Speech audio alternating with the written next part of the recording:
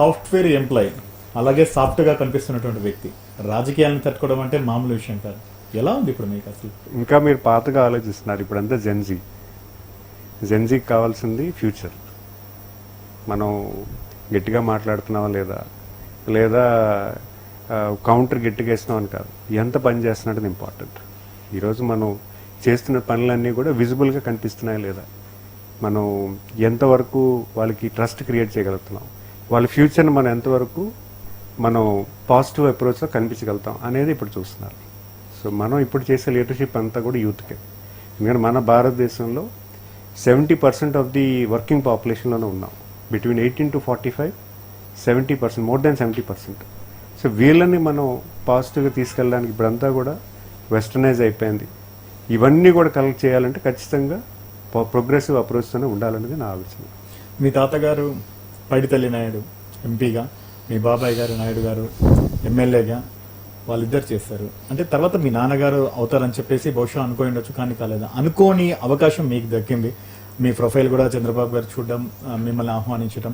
So ఆ రోజు మీ feeling అనేది ఎలా ఉంది? అంటే ఎక్స్పెక్ట్ చేశారా ఎప్పుడో ఒకసారి నేను ఒక ఎమ్మెల్యేగా అవుతాను, లేదా నా నియోజకవర్గానికి సంబంధించి, అంటే మీరు ఏమన్నా ఇంకోటి దేనికంటే ముందు విషయం, ఏదైనా ఒక కాన్స్టిట్యున్సీ అనేది మీరు ఎక్స్పెక్ట్ చేశారా పలాని కాన్స్టిట్యున్సీ నుంచి నేను పోటీ చేయాలని చెప్పేసి? ఎప్పుడు అనుకోలేదు. అంటే నేను ఎప్పుడు కూడా నాన్నగారు ఎమ్మెల్యేగా అవుతే బాగుంటుందని ఆలోచన ఎప్పుడూ ఉండేది. లైఫ్లో ఒక్కసారైనా నాన్నగారు కోరిక తీర్చేలాగా ఒక్కసారైనా ఎమ్మెల్యే అవుదామని ఆలోచన ఎప్పుడూ ఉండేది నా మనసులో. నాన్నగారు ఎందుకంటే ఒక 40 years ఆయన పబ్లిక్ సర్వీస్ చేశారు. ఎలాంటి సర్వీస్ చేశారని నాకు తెలుసు. నిస్వార్థంగా పిల్లలందరినీ హాస్టల్లో పెట్టి ఆయన నెలకు ఒకసారి హాస్టల్కి వచ్చి మమ్మల్ని చూసి వెళ్ళిపోయేవారు తప్పించి ఎప్పుడు కూడా పబ్లిక్ కోసం అని చెప్పి బిజినెస్లు కూడా చేసేవారు కాదు. జస్ట్ పాలిటిక్స్ తాతయ్యకి వెన్నుదండగా ఉండడం, రాజకీయంగా ఏదైతే కావాలో అక్కడ చేయడం అనేది ప్రధానంగా ఆయన చేసేవారు. అంత సర్వీస్ చేశారు. ఆయనకి ఎప్పుడు కూడా ఒక పొలిటికల్ ఎలివేషన్ రాలేదు. ఆయన చిన్న మనస్తాపం ఉందని బాధ ఎప్పుడు నాలో ఉండేది. అయితే ఒక్కసారైనా ఆయన కోసం లైఫ్లో ఎమ్మెల్యే అవ్వదా అన్నది నా ఆలోచన ఉండేది. కానీ గౌరవ ముఖ్యమంత్రి గారు ఆయన చేతులతో, అంటే ఆయన చేతులతోనే ఈరోజు ఓనమాలు దిద్దించేలాగా ఆయన దగ్గరుండి నా గెలుపుకి కారణం చేశారు.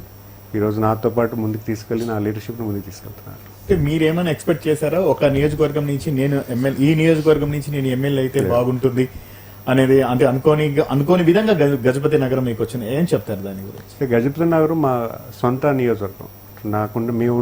మా నేటివ్ ప్లేస్ గంట్యాడ గజపతి నగర్ నియోజకవర్గంలో ఉంది.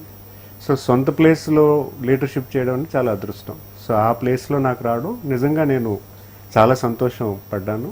అంటే ఇలాగని ఎక్కడైనా కంటెస్ట్ చేసే అవకాశం ఉన్నా నేను స్వాగతించేవాడిని, కానీ ఇక్కడ రావడం నాకు ముఖ్యంగా చాలా సంతోషం. అంటే ఇక్కడే కంటెస్ట్ చేయాలనే ఆలోచన నాకు ఎప్పుడు తెలియదు. అంటే వాస్తవంగా చెప్పాలంటే నాకు వచ్చినట్టు అవకాశమే ఒక సర్ప్రైజ్. సో మీ తాతగారికి మీ ఫాదర్ చేశారు, మీ బాబాయ్ గారికి మీ ఫాదర్ చేశారు, అనుకోని విధంగా మీకు సీట్ వచ్చింది, మీకు కూడా మీ ఫాదర్ చేశారు. ఎలా అనిపించింది? అంటే అదృష్టం అంటే అంటున్నాను కదా, అందరికీ కూడా ఆయన వాళ్ళిద్దరికీ చేశారు. ఈ రోజు ఆయన చేతుల మీదుగా నేను ఒక శాసనసభ్యుడిగా అయ్యాను. నేను ఆయన చూస్తుండగా నేను రాజకీయంగా నేను పబ్లిక్ యాక్సెప్టెన్స్ పెంచుకుంటున్నాను, పనిచేయగలుగుతున్నాను, అన్ని విధాలుగా ముందుకెళ్ళగలుగుతున్నాను. మీరు పోటీ చేసే టయానికి ఖచ్చితంగా ఈ కాన్స్టిట్యున్సీ నుంచి నేను గెలుస్తాను అనేటటువంటి ఒక నమ్మకంతో నేను దిగారా? ఎస్, ఖచ్చితంగా గెలుస్తానని నమ్మకం నాకు ఉండింది.